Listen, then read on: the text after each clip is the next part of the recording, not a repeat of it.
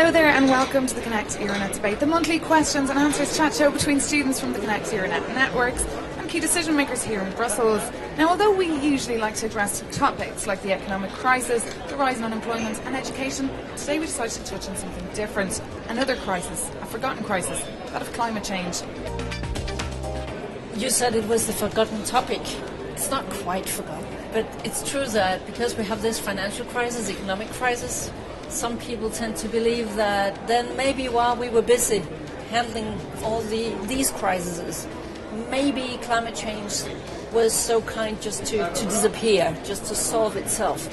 But the reality is that crisis is still with us. If in doubt, ask people right now in Thailand, ask people on the Horn of Africa, ask people who were flooded, millions were flooded in Pakistan. I mean, we have so many incidents all the time proving that the crisis is more severe than ever. That is why we are doing two things in the European Union.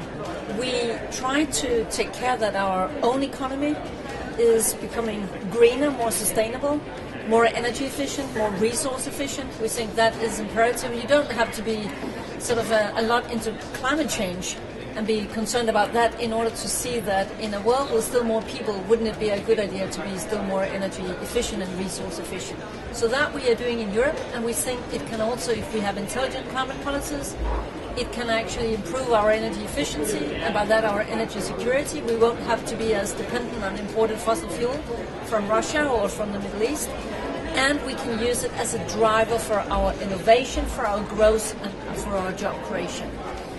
But because it is a global challenge, it means something whether all the good solutions and all the good intentions actually come to the scale and with the speed that we need.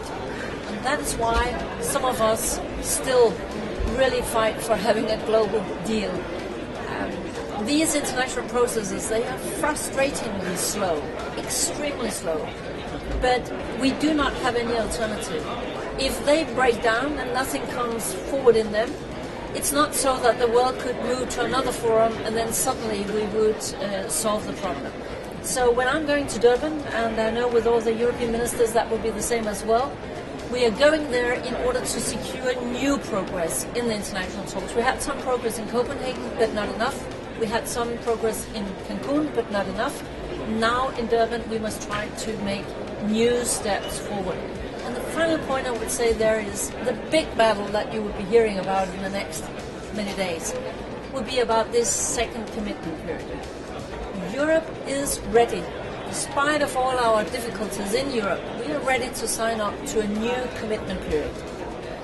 Even if China, the world's largest emitter, and the US, the world's second largest emitter, even they have said, we are not ready to sign up now. Then we have said, okay, we are ready. We will make the bridge to the future, but we are putting conditions to that. We are saying, what is the point in Europe making the bridge to the future if nobody wants to follow us in the future? If the US and China and others are not ready now, we need to know from them in Durban, when then are you ready? Because the climate is deteriorating, it needs speedy action, it needs urgent action. Europe is only accounting for 11% of global emissions. It goes without saying. We cannot address this global challenge unless other major emitters commit as well. And I'm afraid this is going to be the big battle in Durban, and I hope we will be able to make progress.